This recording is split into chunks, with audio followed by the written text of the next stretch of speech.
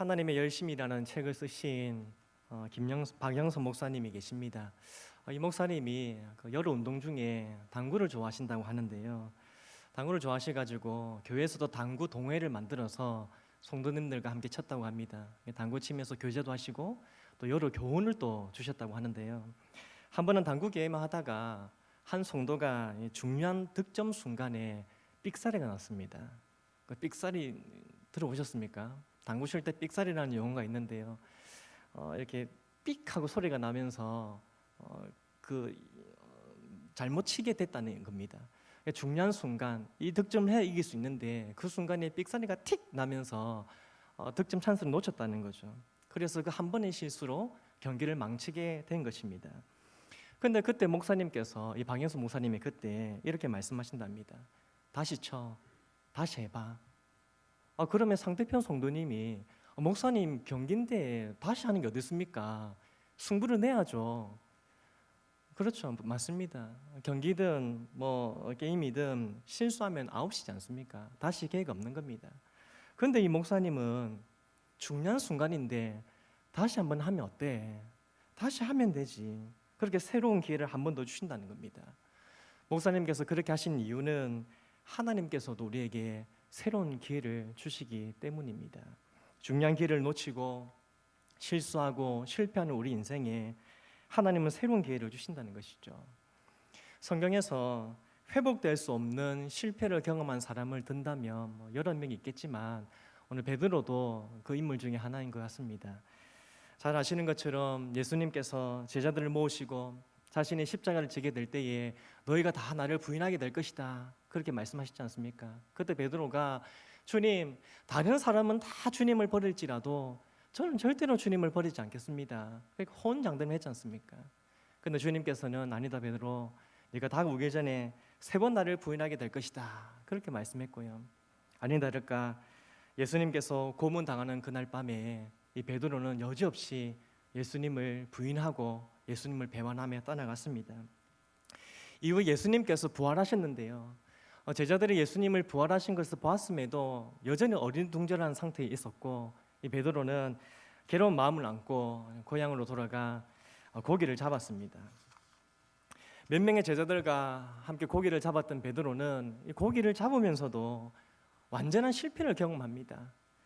명색이 어부인데 밤새 고기를 잡아도 한 마리도 잡지 못했던 것이죠. 주님을 부인하고 떠나갔는데, 그래서 고기라도 잡아야 되겠다고 한번 잡아봤는데 한 마리도 잡지 못하는, 되는 게 없는 겁니다. 실패를 계속해서 경험하고 있는 겁니다. 그런데 그러한 베드로에게 부활하신 예수님께서 친히 찾아오셨다는 겁니다. 오늘 21장 1절을 보시면 그 후에 예수께서 디베라 호수에서 또 제자들에게 자기를 나타내셨으니 나타내신 일을 이러하니라, 이렇게 하면서 쭉 내용이 있는데요, 예수님은 밤새 헛수고한 제자들에게 그물을 배 오른편에 한번 던져봐라, 그렇게 말씀하셨고요. 제자들이 그 말씀에 순종해서 그물을 던졌더니 정말 들 수 없을 정도로 많은 고기를 잡게 되었습니다. 실패한 인생에 기적을 베푸시는 주님의 은혜와 능력을 경험하게 된 것입니다. 이때 요한이 예수님이신 것을 눈치채고요, 주님이시다, 그렇게 불렀더니 이 행동이 제일 빠른 베드로는 곧바로 배에서 뛰어내리고요, 겉옷을 입고 배에서 뛰어내리고 바다를 헤엄쳐서 예수님께로 갔습니다. 이제 해변에 딱 도착했더니 예수님께서는 제자들을 기다리시면서 숯불을 피우고 계셨습니다. 9절을 한번 보시면요, 육지에 올라보니 숯불이 있는데 그 위에 생선이 놓여있고 떡도 있더라. 예수님께서 해변에서 숯불을 피우고 계셨습니다. 주목할 것은 왜 숯불을 피우고 계셨느냐 하는 겁니다. 물론 이 숯불을 피우신 이유는 차가운 날씨에 제자들이 너무 추우니까 그 몸을 녹여주기 위해서 따뜻하게 이제 숯불을 피운 거고요.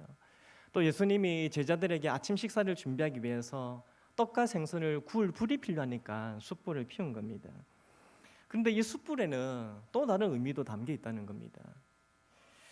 예수님께서 숯불을 피우고 계신 것을 보면서 베드로는 아마 순간 당황했을 겁니다. 왜냐하면 자신이 예수님을 부인했을 때의 그 장면이 떠올랐기 때문입니다.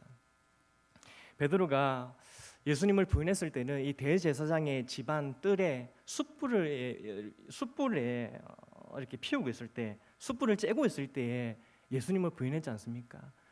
근데 그때 대제사장 뜰에 피워져 있는 그 숯불이라는 단어를 쓰는데요. 오늘 이 본문에서도 예수님이 피우신 이 숯불도 똑같은 단어를 씁니다.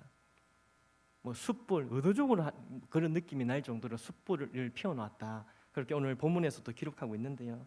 따라서 이 베드로는 예수님이 피우신 숯불을 보고 주님을 부인했던 지난 날에 자신의 어리석음을 떠올리지 않을 수 없었던 겁니다. 그 장면이 딱 생각난 것이죠. 또 오늘 이 본문 15절 이하에 보셔도 예수님이 베드로에게 질문을 던졌을 때에 이 질문을 듣고도 베드로는 몹시 당황합니다. 예수님은 베드로에게 내가 나를 사랑하느냐 그렇게 3번 묻지 않습니까? 17절 보시면은 예수님이 3번이나 재차 물어보실 때에 베드로가 근심하였다고 합니다. 17절 보시면 베드로가 근심했다. 예수님의 질문에 근심을 하는 거예요. 거기서 근심했다는 것은 비참함을 느끼다, 미안해하다, 이런 의미입니다. 즉 베드로는 예수님이 질문을 던지실 때에 그 3번이나 하는 그 질문을 들으면서 예수님을 부인했던 지난날의 자신의 잘못이 생각이 났던 겁니다. 그래서 베드로가 예수님 앞에 섰지만 자신의 모든 실수와 죄와 연약함을 알고 계신 주님 앞에서 예수님의 얼굴을 제대로 쳐다볼 수 없는 그런 부끄러움을 아마 느꼈을 겁니다. 그렇다면 이 베드로의 과거의 잘못을 들춰내시는 예수님의 의도는 무엇입니까? 베드로의 연약함을 들춰내시면서 정죄하려고 하신 것입니까? 아니면 베드로 너는 실패자다, 너 왜 그렇게 했니? 너는 실패자야, 그렇게 낙인을 찍기 위해서입니까? 아닙니다. 오히려 그 반대입니다. 베드로의 잘못을 일깨우시면서 그 죄를 확실하게 용서해 주시기 위해서 예수님은 그 질문을 하시는 겁니다. 베드로로 하여금 자신의 잘못을 정확히 보게 하고요. 그리고 예수님은 정확히 본 그 죄를 용서하시면서 베드로에게 예수님의 긍휼하심으로 인한 위로와 평안, 자유함을 누릴 수 있도록 한 것입니다. 또 한 가지가 있다면 실패한 그 자리에서 다시 일어서도록 하기 위함입니다. 베드로의 그 죄를 용서하실 뿐 아니라 실패한 그 자리에서 다시 일어서도록 하기 위한 겁니다. 베드로의 잘못을 들춰내시면서 너 그렇게 했지? 너가 잘못한 거 그래 나도 알아. 너는 실패했어. 하지만 괜찮아. 누구나 그럴 수 있어. 다시 일어서면 돼. 다시 시작하면 돼. 내가 도와줄게. 그렇게 예수님은 베드로에게 용기를 주고 그의 손을 잡아 일으켜 주시는 것입니다. 실패한 그 자리, 비참한 그 자리에서, 절망에 빠진 그 자리에서 예수님이 베드로의 손을 잡아주시고 일으켜 세워주시면서 실패를 딛고 이제는 일어서자. 다시 나를 위하여 또 하나님을 위하여 더 멋진 삶을 살아가자고 그렇게 세워주시는 것입니다. 사랑하는 성도 여러분, 한 해의 시작이 엊그제 같은데 12월이 들어봤고요. 벌써 2일입니다. 어떻습니까? 올 한 해 잘 사셨습니까? 올 한 해 동안 괜찮은 한 해를 보내셨습니까? 새해를 시작하며 결심한 대로 하나님 올해도 이렇게 살겠습니다. 우리가 기도하고 결단하지 않습니까? 그렇게 기도하고 결단한 대로 하나님 앞에서 멋지게 사셨습니까? 올 한 해도 하나님과 좋은 교제의 시간을 가지고 하나님 앞에서 더 거룩하고 정결하게 살아가기를 애쓰고 봉사의 직무, 전도의 사명, 또 하나님께서 맡기신 직분을 충실히 감당하면서 살아오셨습니까? 솔직히 저를 포함해서 우리 모두가 12월이 되면 하나님 앞에서 죄송한 마음이 더 많이 들지 않습니까? 특히 올 한 해는 그 어느 때보다 더 많이 무너지고 더 많이 넘어지는, 더 자주 넘어지는 우리 자신을 보면서 하나님 앞에서 참으로 부끄러운 마음이 더 많이 들지 않습니까? 육신의 정욕에 사로잡혀서 더욱 주님을 사랑하지 못한 것이 부끄럽고요. 마음은 원이지만 육신이 연약해서 더 열심히 하나님을 위해서 수고하지 못한 것이, 헌신하지 못한 것이 죄송스러운 겁니다. 또 맡기신 일을 잘 감당하지 못해서 다시 그 일을 감당하라 하시면 자신이 없어지는 겁니다. 연애는 실패와 실수를 경험하면서 이제는 우리의 자존감이 바닥을 치고요. 다시는 회복되지 못할 것 같은, 다시 내가 할 수 있을까? 다시 나의 신앙이 회복될 수 있을까?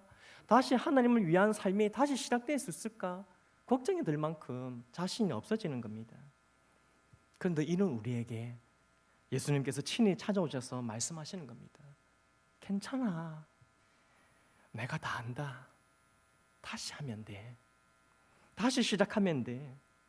실패와 실수를 얼룩진 그 자리에서 속상해하고 있는 우리에게 예수님이 찾아오셔서 우리를 위로해 주시는 겁니다. 우리의 손을 잡아주시는 것입니다. 연약한 우리가 무엇을 잘못했는지 정확히 알게 하시면서 그 죄를 회개하고 용서받게 하시고 다시 우리의 손을 일으켜 주시면서 괜찮아, 이해, 다시 시작하면 된다고 말씀해 주시는 것입니다. 사랑하는 성도 여러분, 오늘 베드로를 찾아가신 이 예수님을 생각하면서 다시 한번 위로와 용기를 얻으시기를 바랍니다. 우리의 연약함을 용서하시고 새로운 기회를 주시는, 새롭게 시작하게 하시는 주님을 다시 볼 수 있기를 간절히 소망합니다. 그래서 실수하고 넘어진 그 자리에서요, 실패한 그 자리를 딛고 주님의 손을 잡고 일어서서 다시 주님과 함께 걸어가는 우리 모두가 되기를 간절히 소망합니다. 이 베드로를 찾아오신 예수님은 베드로가 회복되기를 원하셨습니다. 그렇다면 무엇이 회복되기를 원하셨을까요? 첫째는 하나님과의 사랑의 관계가 회복되기를 원하셨습니다. 베드로를 찾아오신 예수님께서 던진 질문 한번 보십시오. 15절입니다. 우리 15절 함께 읽어보겠습니다. 시작. 그들이 조반 먹은 후에 예수께서 시몬 베드로에게 시몬아, 내가 이 사람들보다 나를 더 사랑하느냐 하시니 이르되 주님, 그러하나이다. 내가 주님을 사랑하는 줄 주님께서 아시나이다. 이르시되 내 어린 양을 먹이라 하시고. 아멘. 예수님의 세 번 이 질문을 던지시는데요, 내가 이 사람들보다 나를 더 사랑하느냐, 이게 무슨 의미일까요? 이 질문은 세 가지 방식으로 해석될 수 있다고 합니다. 첫 번째는 다른 사람들을 사랑하는 것보다 나를 더 사랑하느냐 것이고요. 두 번째는 네가 가지고 있는 소유들보다, 그물이나 배나 가지고 있는 그것보다 나를 더 사랑하느냐 것이고요. 세 번째는 다른 사람들이 나를 사랑하는 것보다 너는 나를 더 사랑하느냐, 그것을 묻는 것입니다. 세 가지 해석에 다 가능성은 있지만 많은 학자들은 세 번째가 가장 설득력이 있다고 합니다. 왜냐하면 이전에 베드로가 주님, 다른 사람은 다 주님을 버릴지라도 저는 절대로 주님 버리지 않겠습니다, 그렇게 고백을 했지 않습니까? 다시 말하면 다른 사람들보다 자신은 주님을 더 사랑했다고 이미 그렇게 결단을 했기 때문입니다. 따라서 예수님은 이 질문을 통해서 주님을 향한 베드로의 사랑이 다시 회복되어서요, 그 누구보다 주님을 더 뜨겁게 사랑하는 그런 베드로가 되기를 바랬다는 것입니다. 그런데 여기서 우리가 기억해야 할 것은 이 예수님의 질문에는 나는 너를 사랑한다는 것이 전제되어 있다는 겁니다. 즉 예수님께서는 내가 너를 사랑하는데, 내가 목숨을 바치기까지 너를 사랑하는데 너도 나를 그렇게 사랑하느냐, 그것을 묻는, 그게 전제되어 있는 것입니다. 목숨을 내어주시기까지 우리를 사랑하신 예수님께서 이제 우리의 사랑을 확인하고 우리와 다시 애틋한 그 사랑의 관계, 뜨거운 사랑의 관계를 가지기 원하신다는 것입니다. 그렇습니다. 사랑하는 성도 여러분, 우리 하나님은 우리를 이용하시는 분이 아닙니다. 하나님은 우리를 비즈니스 상대로 생각하지 않으십니다. 우리에게 일을 다 맡겨놓고 잘하기만을 바라고 일을 잘 처리했으면 그냥 됐다, 그렇게 끝나는 그런 관계를 갖고 싶은 것이 아닙니다. 하나님은 우리와 사랑의 관계를 가지기를 원하십니다. 일적인 파트너십이 아니라 사랑의 관계를 회복하기 원하신다는 겁니다. 다시 말해서 하나님은 우리를 사랑하신 것처럼, 하나님께서 목숨을 바쳐서 우리를 사랑하신 것처럼 우리도 하나님을 그렇게 사랑하는 그런 아름다운 사랑의 관계를 가지기 원하신다는 것입니다. 그래서 다시 베드로를 찾으신 이 예수님께서 가장 먼저 물으시는 게, 요한의 아들 시몬아, 내가 나를 사랑하느냐, 그렇게 물어보시는 것입니다. 하나님은 지금도 우리에게 물어보십니다. 사랑하는 딸들아, 내가 나를 사랑하느냐? 무엇이라고 대답하시겠습니까? 주님의 이 질문에 주님 그렇습니다. 내가 주님을 사랑하는 줄 주님께서 아십니다. 그렇게 대답하시겠습니까? 결혼을 하고도 사랑하는 마음 없이 살아갈 수도 있습니다. 여기 계신 우리 성도님들은 아마 결혼하시고 정말 사랑하시면서 지금까지 그렇게 살고 계실 텐데요. 그런데 결혼하고도 사랑하는 마음 없이 살아도 갑니다. 같이 밥을 먹고 같이 차를 타고 또 같이 모든 것을 함께도 사랑하지 않을 수 있는 겁니다. 사랑이 식어진 채로, 마음이 떠난 채로 그냥 의무적으로 살아가는 겁니다. 그냥 마지못해 살아가고요, 헤어질 수 없어서 그냥 살아가는 겁니다. 하지만 우리 주님은 우리와 이런 관계를 가지기 원하시지 않습니다. 마지못해서 그냥 관계를 갖고 살아가는 하나님, 그를 원하시지 않습니다. 그냥 우리가 교회 다니고 그냥 예배드리고 그냥 봉사하며 살아가는 거, 하나님 그걸 원하시지 않습니다. 주님 우리를 사랑하시듯이, 뜨겁게 사랑하듯이 우리도 주님을 사랑하는 것을 우리 주님을 원하신다는 겁니다.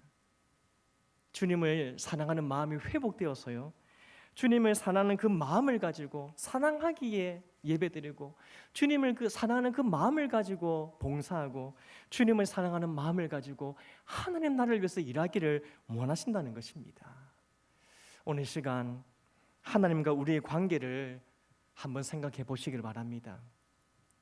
우리가 하나님의 자녀가 되었다는 그 관계, 나 하나님 자녀인데, 그 관계를 넘어서요, 하나님과의 자녀된 이 관계를 넘어서 하나님과의 사랑의 관계에 대해서 한번 생각해 보십시오. 주님을 사랑하는 마음이 있습니까? 여전히 주님을 뜨겁게 사랑하십니까? 사랑하는 사람을 만나러 가는 것처럼 주님을 만나러 갈 때에 우리 마음에 설렘이 있는지 한번 생각해 보시고요. 사랑하는 사람을 바라볼 때에 눈에 하트가 뿅뿅한다 하지 않습니까? 우리가 주님을 바라볼 때에도 주님을 사랑하는 마음에 눈에 하트가 뿅뿅하는지 한번 자신을 생각해 보는 것입니다. 세상의 그 무엇보다, 그 누구보다 주님을 만나고 주님과 함께하는 시간이 정말 기쁘고 행복한지, 주님과 함께하고 싶은 또 그 뜨거운 열정을 가지고 있는지 자신을 한번 생각해 보는 것입니다. 솔직히 주님을 향한 이 사랑의 마음 식어질 때가 얼마나 많습니까? 저도 그렇습니다. 어느 순간 주님께 나아갈 때에 마음이 설레지 않는 겁니다. 주님을 사랑한다는 이 고백이 형식적으로 그냥 나오는 것이죠. 세상의 것들을 좋아하면서 마음을 다해서 주님을 사랑하지 못할 때가 있습니다. 그러한 저의 모습을 발견하면요, 주님을 향한 설렘도 없고 주님을 향한 뜨거움도 없고 온 마음을 다해서 주님을 사랑하지 못하는 저의 모습을 볼 때면 참 부끄럽고 죄송스럽습니다. 하지만 그럴 때 주님 앞에 다시 회개하며 하나님의 긍휼을 구합니다. 하나님 다시 회복시켜 주십시오. 주님께서 나에게 네가 나를 사랑하느냐 물으실 때에 주님 그렇습니다. 제가 주님을 사랑하는 줄 주님께서 아시나이다. 주님 이전보다 더 온 마음 다해 주님을 더 사랑하겠습니다. 그렇게 고백할 수 있기를 바라면서 회복의 은혜를 구하는 것입니다. 성도 여러분, 신앙생활을 하면서 정말 오랫동안 신앙생활을 하면 주님을 향한 마음이 조금 식어질 수 있습니다. 세상은 좋은 것들에 마음이 좀 뺏길 수도 있습니다. 형식적인, 그래서 주님과 뜨겁게 사랑하지 않고 언제든 거리를 두는 것이죠. 그래서 의무적으로 그냥 신앙생활을 하는 것이죠. 하지만 다시 회복되어야 합니다. 주님과의 사랑의 관계, 애틋하고 뜨거운 사랑의 관계가 회복되어 다시 그 관계가 시작되어야 합니다. 혹이라도 하나님과의 그 뜨거웠던 그 사랑의 관계가 식어져 있다면 오늘 다시 주님을 향한 뜨거운 사랑이 회복될 수 있기를 간절히 소망합니다. 그래서 이 베드로와 같이 주님 사랑합니다. 제가 주님을 사랑하는 줄 주께서 아시나이다. 이전보다 더 주님을 사랑합니다. 세상 그 누구보다 그 무엇보다 주님을 더 사랑합니다. 고백하는 우리 모두가 되기를 간절히 소망합니다. 끝으로 예수님은 베드로를 회복시키기 원하시는데 이 베드로가 하나님의 사명을 다시 붙잡고 다시 일어서기를 바라셨습니다. 주님께서 처음 베드로를 부르셨을 때에 무슨 말씀을 하셨는지 기억나십니까? 나를 따라오너라. 내가 너를 뭐라고 했습니까? 사람을 낚는 어부가 되게 하리라. 그렇게 말씀하셨죠. 사람을 낚는 어부가 되게 하리라. 복음 전도와 하나님 나라를 위한 그 사명을 주신 것입니다. 근데 베드로가 오늘 지금 뭘 하고 있습니까? 주님을 버리고 다시 옛날로 돌아가 물고기를 잡고 있습니다.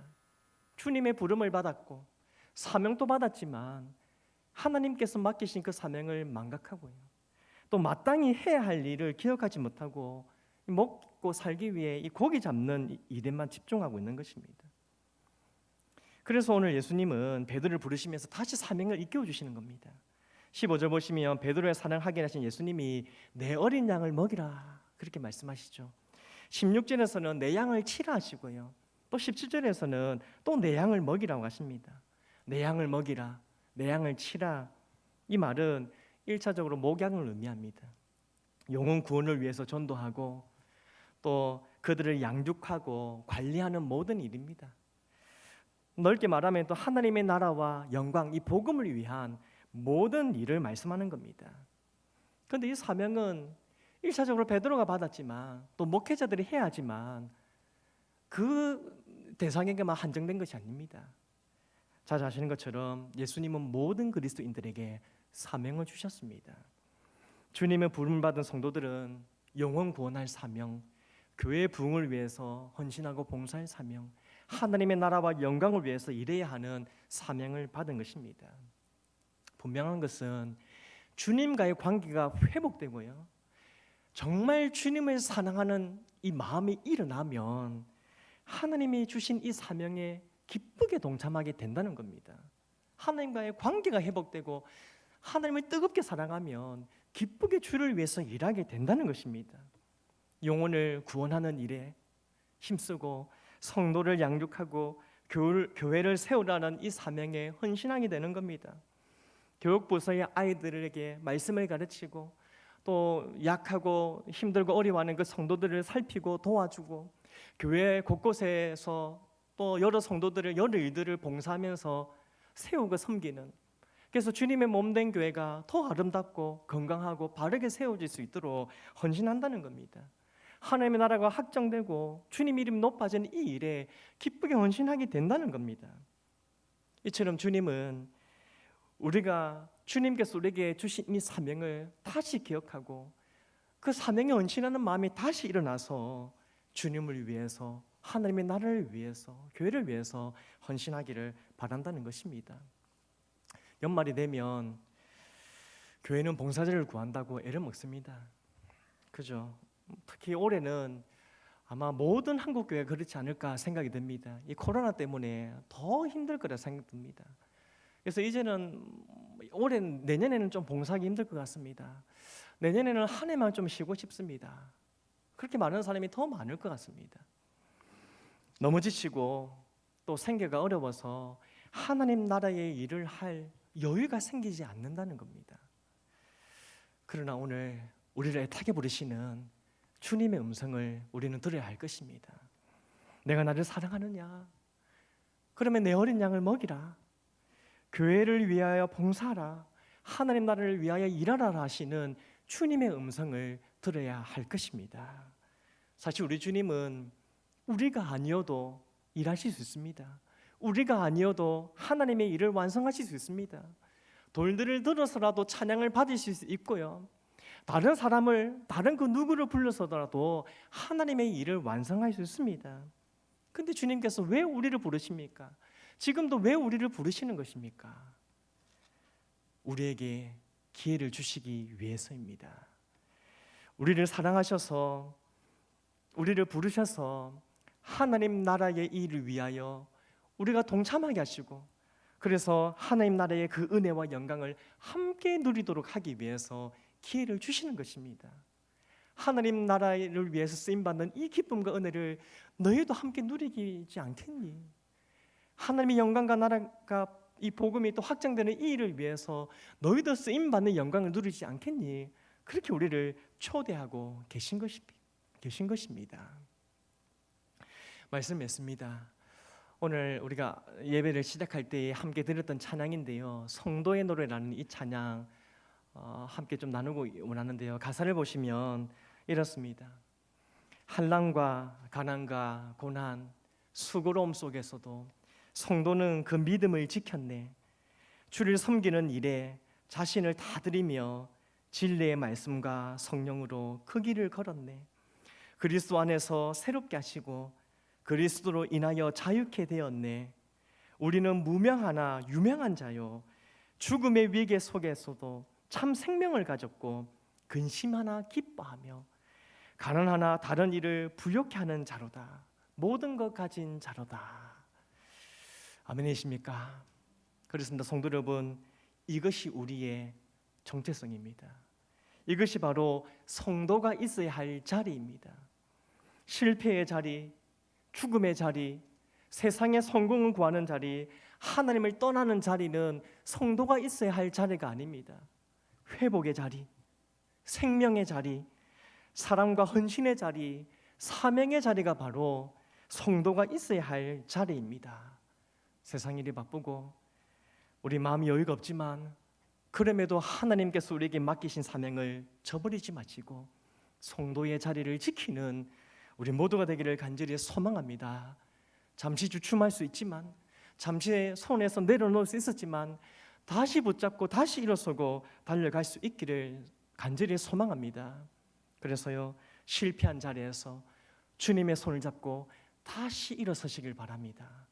주님과의 뜨겁고 애틋한 그 사랑의 관계가 다시 회복되기를 소망합니다. 그리고 주님께서 맡긴 사명을 다시 붙잡고 사명자의 길로 갈 수 있기를 간절히 소망합니다. 그래서 오늘 이 후렴 가사처럼 우리는 무명한 것 같으나 유명한 자요, 또 근심하나 기뻐할 수 있고 가난한 자들 가난하나 또 이 가난한 자들을 더 부유케 할 수 있는 그런 은혜를 누린 자, 하나님께로부터 모든 것을 가진 자, 이러한 은혜를 누리고 이러한 역사를 경험하고 이러한 열매를 맺는 우리 모두가 되기를 주님의 이름으로 축복합니다.